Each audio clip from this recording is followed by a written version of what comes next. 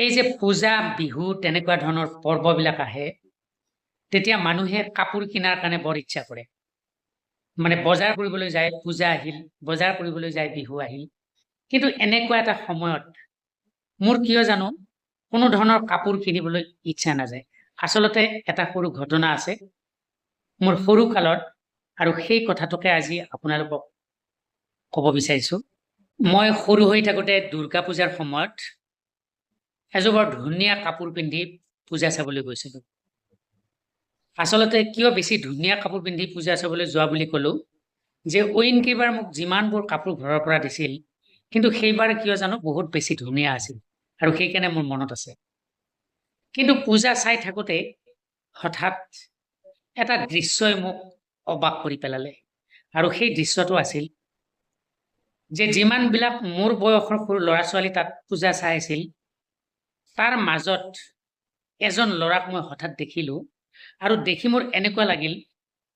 সেই ল'ৰাজনে যিটো চোলা পিন্ধি আছিল সেই চোলাটো আচলতে কিবা মোৰ বৰ চিনাকি চিনাকি যেন লাগিল কিন্তু সেই কম বয়সতে যেতিয়া মই চিনাকি চিনাকি যেন লগা দেখিলো তেতিয়া মই এটা কথা মানে সেই ল'ৰাজনৰ ওচৰলৈ গ'লো গৈ ল'ৰাজনৰ সেই চোলাটো চালো মানে তেতিয়া খুব ল'ৰামতীয়া গতিকে কাৰোবাৰ কাপোৰ এটা মানে খুচি বা টানি আনি চাব পাৰি তেনেকে চালো চাই মই একদম নিশ্চিত হলো যে এই চোলাটো দেখোন মোৰ চোলা এইটো ইয়াৰ আগৰ বছৰ নে তাৰ আগৰ বছৰ সেই চোলাটো মই পূজাত পিন্ধি আহিছিলো পাছত মই অকমান কান্দিলো কোনো কাৰণ নোহোৱাকৈ কান্দিলো আৰু ঘৰলৈ গুচি আহিলো তেতিয়া মোক ঘৰৰ সকলোৱে সুধিলে যে কিয় কান্দিছিলা পূজাত তেতিয়া মই কৈছো যে মোৰ এটা চোলা দেখোন বেলেগ এজন ল'ৰাই পিন্ধি আছে তেতিয়া সকলোৱে ঘৰৰ কৈছিল যে তেনেকুৱা ৰঙৰ চোলা তেনেকুৱা চোলাটো আৰু থাকিব পাৰে সেইটোতো কান্দিবলগীয়া কথা নহয়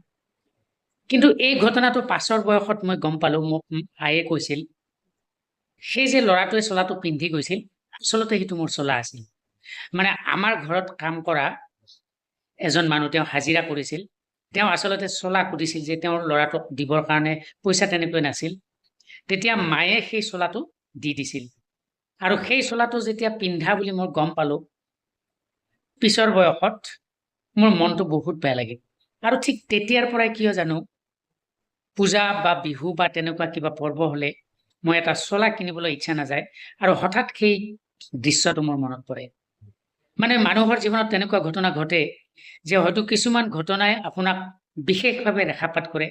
আৰু আজি মই যেতিয়া চোলা এটা কিনিবৰ কাৰণে যাব খোজো সেই দৃশ্যটোৱে বা সেই ঘটনাটোৱে যে মোক খুব আমনি দিয়ে সেই কথাটোৰ পিছত মোৰ যিটো মনত উৎসাহ থাকে সেই উৎসাহটো নাইকিয়া হৈ যায় তথাপি তাৰ মাজতে দুই এটা চোলা কিনিছো কিন্তু গোটেই জীৱন এই কথাটো মই পাহৰিব নোৱাৰিলো মানে পূজাৰ বতৰ আহিছেতো গতিকে এই কথাটো মোৰ মনলৈ বাৰুকৈ আহিব আৰু সেই কথাটো আপোনালোকক ক'লো নিশ্চয় ইয়াৰ পৰা কিবা এটা শিক্ষা হয়তো আপোনালোকে পাব বা মোৰ অনুভূতিটো কেনেকুৱা আছিল বা আপোনালোকৰ জীৱনতো তেনেকুৱা হয়তো ঘটিব পাৰে কি এইবোৰ কথা আচলতে জীৱনৰ সৰু সৰু কথা